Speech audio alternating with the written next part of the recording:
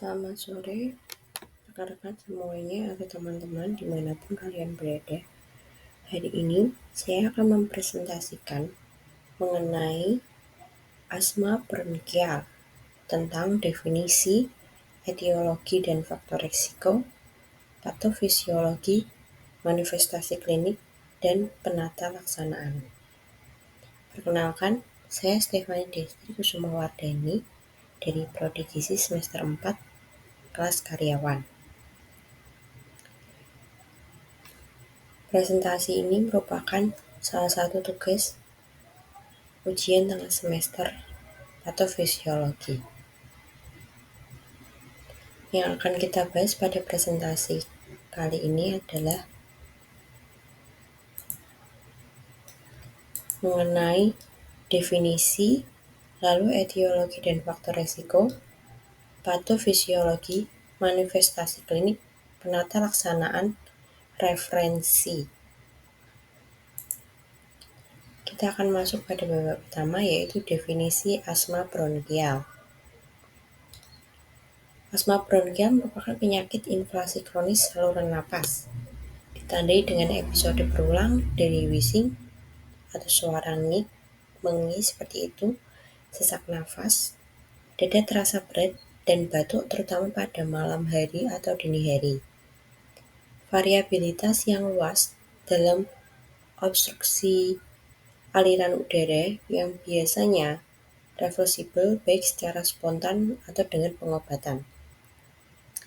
Asma merupakan penyakit respiratori kronik dengan dasar inflamasi kronik yang mengakibatkan obstruksi dan hiperreaktivitas saluran respiratori sebagai hasil interaksi antara faktor genetik, faktor inang, dan lingkungan. Saat ini, penyakit asma juga sudah tidak asing lagi di masyarakat. Asma dapat diderita oleh semua lapisan masyarakat.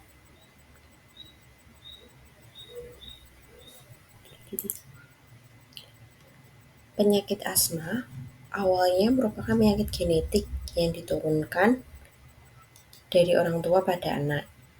Namun, akhir-akhir ini genetik bukan merupakan penyebab utama penyakit asma. Polusi udara dan kurangnya kebersihan lingkungan di kota-kota besar merupakan faktor dominan dalam peningkatan serangan asma. Lalu kita lanjut ke etiologi dan faktor risiko. Etiologi terdiri dari faktor genetik, paparan alergen tungau seperti debu, serbuk sari, dan bulu hewan, serta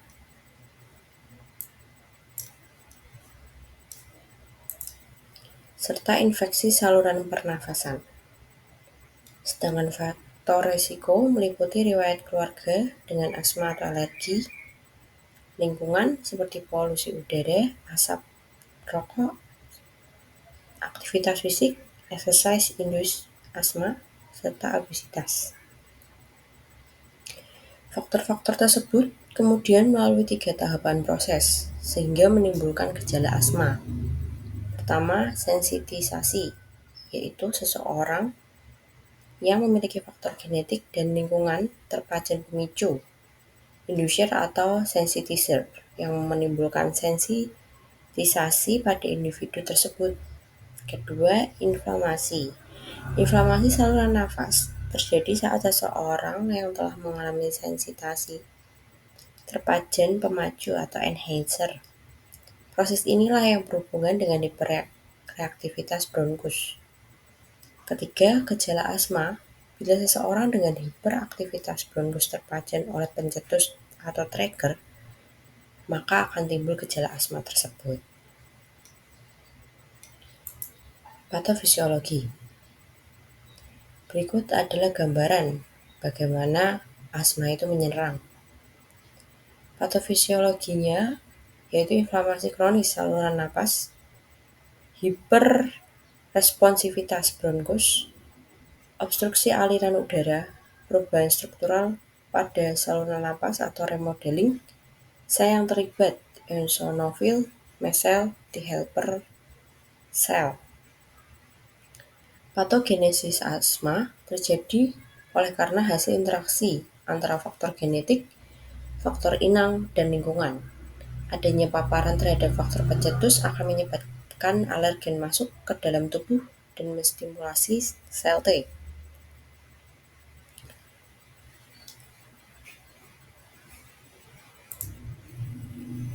Patofisiologi asma selain karena obstruksi saluran respiratori, juga dikarenakan hiperaktivitas saluran respiratori yang belum diketahui mekanismenya. Tetapi kemungkinan berhubungan dengan hiperplapsia dan hipertrofi otot polos saluran respiratori. Lalu, manifestasi klinik.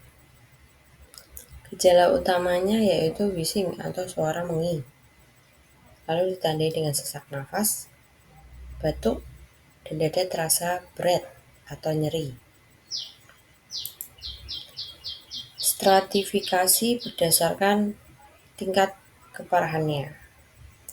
Jadi ada 4 derajat asma, yaitu intermediate, persisten ringan, sedang, dan persisten berat.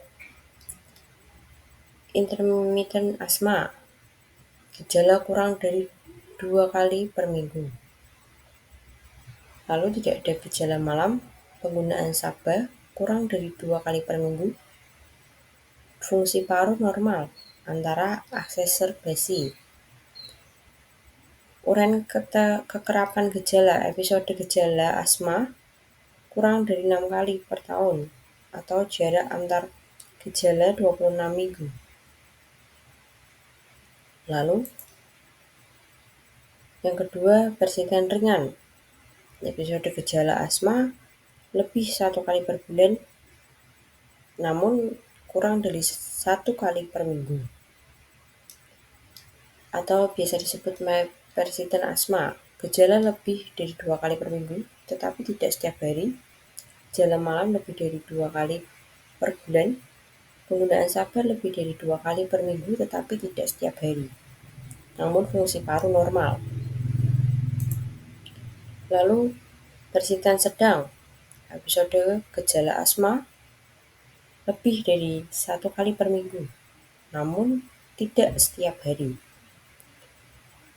Biasa disebut moderate persisten asma, gejala setiap hari, gejala malam hari dari 1 kali per minggu, penggunaan sabar setiap hari, fungsi paru menurun, FEV 60/80% prediksi. Lalu yang terakhir, persisten berat atau severe persistent asma. Episode gejala asma terjadi hampir setiap hari. Gejala terus-menerus terjadi. Gejala terjadi sering pada malam hari. Penggunaan sabar beberapa kali per hari, fungsi paru sangat menurun. FEV pertama kurang dari 60% prediksi.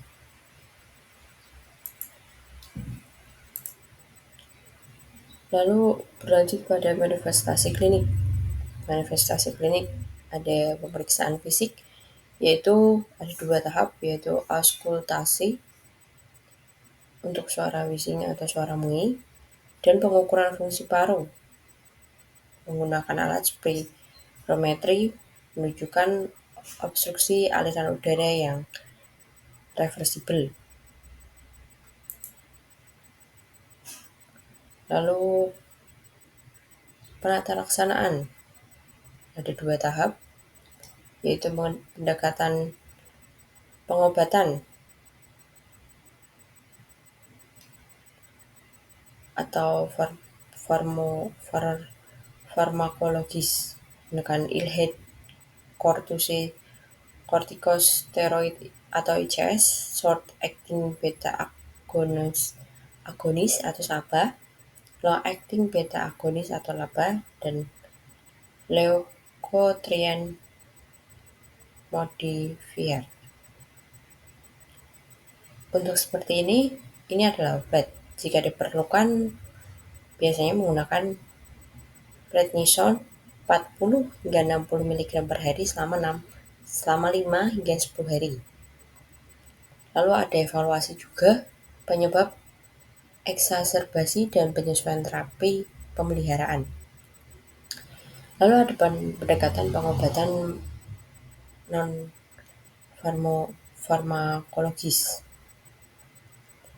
yaitu dengan pendekatan pasien dan keluarga,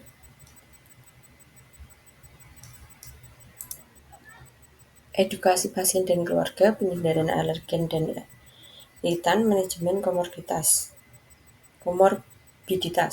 misalnya GERD atau obesitas.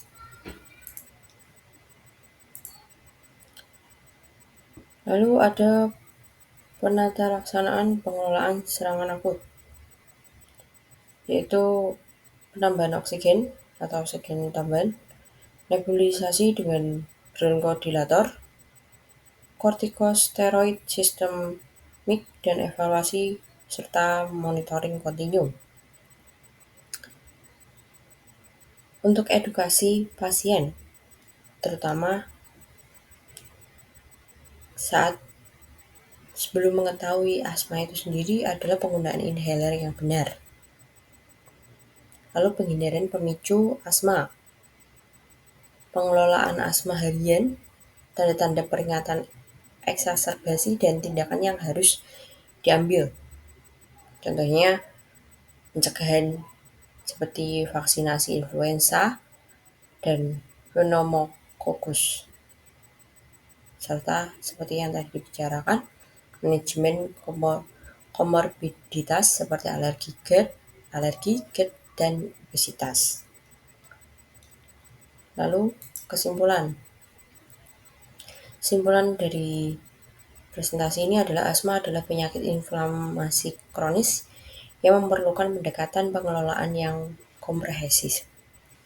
Penting untuk mengenali faktor risiko, memahami patofisiologi, dan mengimplementasikan pengobatan yang tepat. Edukasi pasien dan pencegahan eksaserbasi merupakan kunci dalam manajemen asma itu sendiri. PPT ini saya mengambil referensi dari Global Initiative for Asthma tahun 2023 atau biasa disebut GINA, Global Strategy for Asthma Management and Prevention, dapat diakses di GINA Guideline. Lalu saya juga melalui Jurnal Ilmu Kesehatan Indonesia atau JIKSI pada tahun 2022 mengenai penata laksanaan holistik pasien anak dengan asma bronkial melalui pendekatan kedokteran keluarga oleh Neola dan Anita. Sekian presentasi dari saya. Apabila ada kesalahan, saya mohon maaf dan terima kasih.